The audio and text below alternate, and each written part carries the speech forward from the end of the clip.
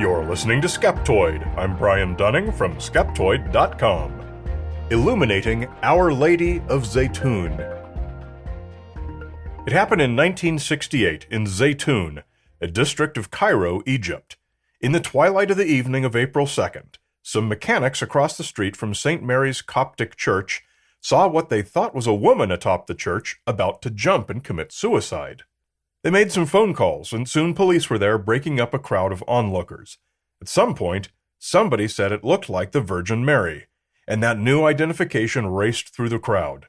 But soon she was no longer visible. A week later, she appeared again, and this time the locals were ready, but again she faded before many could arrive. This same pattern was repeated at irregular intervals for 3 years, sometimes a few times a week, sometimes only every few weeks. And as many as 250,000 people are said to have seen her, both Christians and Muslims alike. Our Lady of Zeitoun was quickly confirmed by the Coptic Pope Cyril, and ever since it has been an accepted fact by both Copts and Muslims that the Virgin Mary did indeed walk the rooftop of the church named for her in Zeitoun. The fervor that swept Egypt was tremendous. Thousands crammed the streets around the church every night, and when it was rumored that another apparition had been seen at a different church in the Shubra district, a stampede of 10,000 resulted in the trampling deaths of 15 people. Following this, the government cordoned off the church at Zeitoun and charged admission to get anywhere near it. The following is excerpted from Pope Cyril's Patriarchate report on the apparition of St. Mary in the Zeitoun Church in Cairo, Egypt. The Holy Virgin St. Mary sometimes appeared surrounded with a halo of shining light. She was seen in different locations, such as on the windows of the domes of the church, and she was observed walking on the roof of the church. When she knelt in reverence to the cross shone with bright light. Waving her blessed hands and nodding her head, she blessed the people who gathered to observe the miracle. She sometimes appeared in a cloud of light, and sometimes as a figure of light.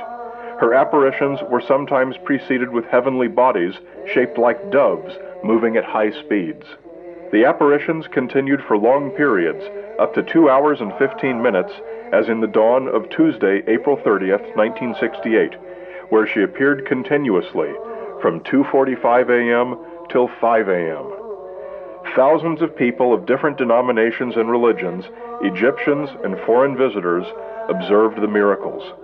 The description of each apparition as of the time, location, and configuration was identically witnessed by all people, which makes this apparition unique and sublime. When 250,000 people have all seen an amazing, incredible apparition which clearly transcends the material world and proves the existence of the paranormal, that represents an astonishing, fundamental shift in our understanding of the universe. Any reasonable person would want nothing more than to have a look at the evidence. The apparitions took place from 1968 to 1971, so hopefully there is some video or 16mm film, especially given that thousands of people are said to have gathered nightly in hopes of catching a glimpse. Surprisingly, neither exists. Could it be that nobody thought to film such a firmament-rending event? There are, however, some photographs. There are not very many, but there are a handful. And if you want to push pause right now and do a Google image search for them, please go for it. What you'll immediately see is that none appear to actually be photographs. They are illustrations, in some cases composited or superimpositioned with photographs. Read about some of them and you'll discover that most are acknowledged illustrations. Many of those you'll find were created at the time for sale by street vendors during the events. The most common one is a daytime photograph looking past a couple of spectators up toward the roof of the church, but the top half of the photo has a painted night sky with a white halo surrounding the church and a painted white figure with a prominent halo, hands clasped in prayer, facing the spectators. This weird half-daytime, half-nighttime, half-photo, half-painting doesn't look anything like an actual photograph. For comparison purposes, look at the countless thousands of Vietnam War photographs taken at the same time. There was no problem with night photography. There are many exquisite Vietnam War photos, both daytime and nighttime. Young military photographers could only hope to be as skilled as experienced professional photojournalists who had up to 3 years to prepare their shots. So we should expect the photos of Our Lady of Zeitoun to be of the highest quality. But they're not. They are horrible, obvious illustrations. And they number no more than you can count on your fingers. But let's set that aside for now, and just plant a little flag to remind us that whatever the professional reporters of the day may have been able to document does not quite measure up to what the Coptic Church officials recorded. It's not inconsequential that in all the literature I surveyed, I found not a single mention of any sightings or photos by anyone up on the roof, which is the first place church officials would have stationed someone in their zeal to certify this as an authentic miracle.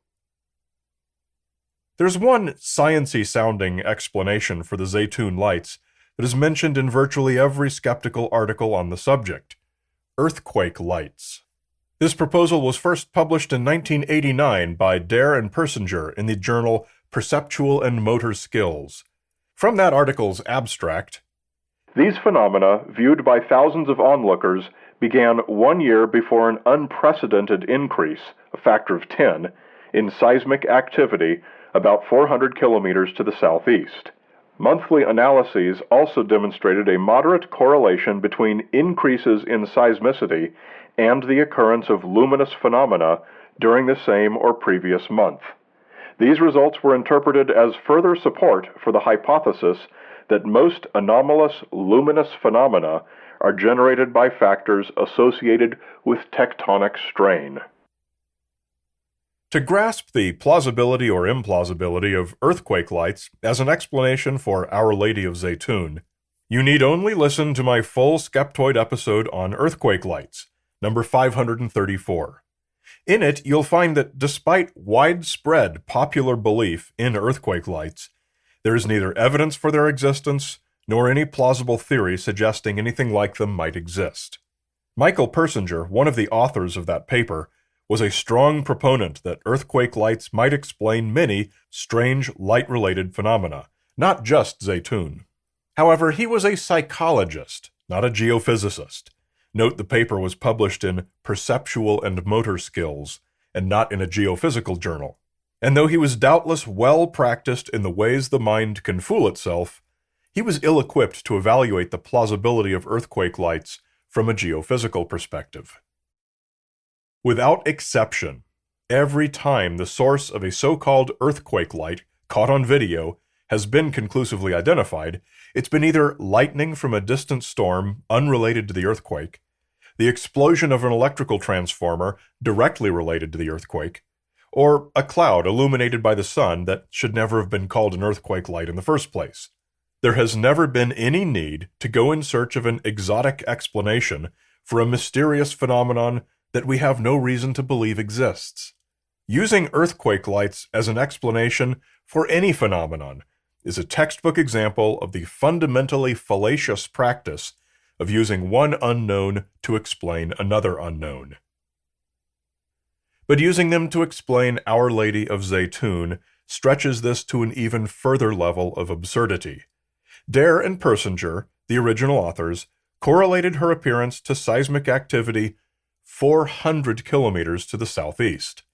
They were suggesting that these earthquakes caused lights that manifested neither as great flashes in the sky nor as sparks along the ground, but as a fully formed and recognizable human figure standing still or walking slowly on the rooftop of one particular church 400 kilometers to the northwest for quiet hours at a time over a period of 3 years. No other such apparitions were reported in this alleged 400-kilometer radius at all over that same period of time. Why not? Because it's a terrible, terrible explanation, and it is wrong. A much more useful insight into Our Lady of Zeitoun comes from the cultural context in which it happened. Crucially, this entire event took place shortly after Egypt's defeat in the Six-Day War, which resulted in great public despair and anxiety.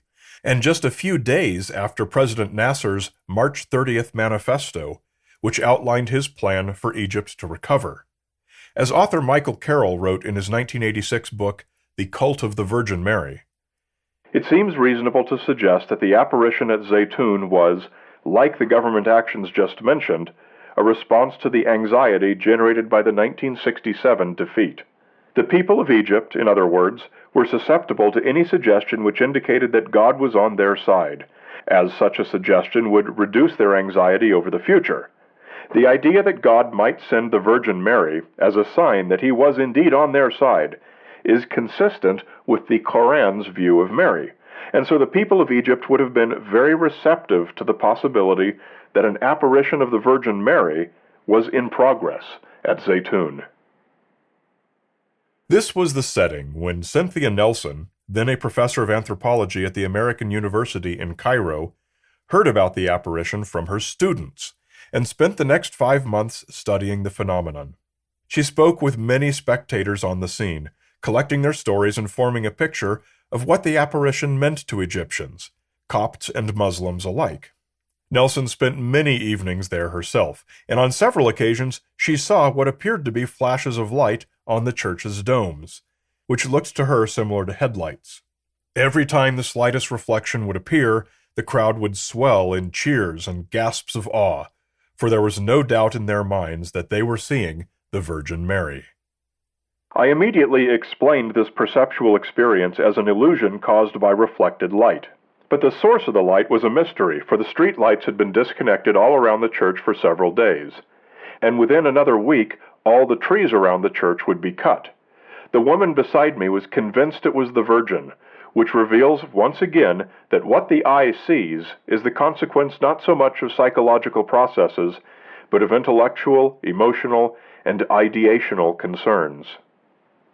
Nelson's 1973 paper on her experience, The Virgin of Zeitoun, remains the most authoritative and is generally the primary source for most other material written by Western scientists on the phenomenon. In it, she noted several old local prophecies that the Virgin Mary would one day appear in Zeitoun, and another local legend asserts that when the Holy Family was escaping from Herod, Mary spent several days resting at a tree just outside of town. So in the minds of many Egyptians, the apparition had always been expected. She wrote, "How people cope with the stress of national disaster tells us much about what is essential to their identity, their cultural premises as to what is real, what their specific modes of interpreting events in history are, what sorts of societal tensions are intensified under threat of disaster. The Six-Day War did not create those reactions. It was a catalyst which exposed the pulsing nature of the society itself.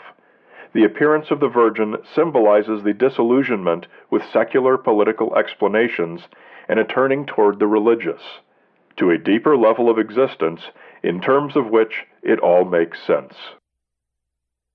We need no earthquake lights, no miracles, and no papal declarations to explain Our Lady of Zeitoun.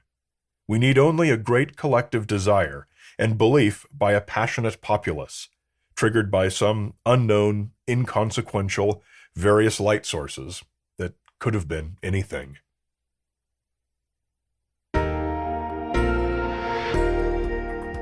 A great big Skeptoid shout-out to premium members Harry, Nick from Vancouver, Eric Travis, and of course, Mobsy. As long as you've got your podcast app open right now, please take a second and give Skeptoid a rating. It really does help with the discovery algorithms that suggest Skeptoid to new listeners, and we all know how much they need it. Follow us on your favorite social media for even more great content. You'll find both Skeptoid and me, Brian Dunning, on Facebook, Twitter, and Instagram. You're listening to Skeptoid, a listener-supported program. I'm Brian Dunning from Skeptoid.com.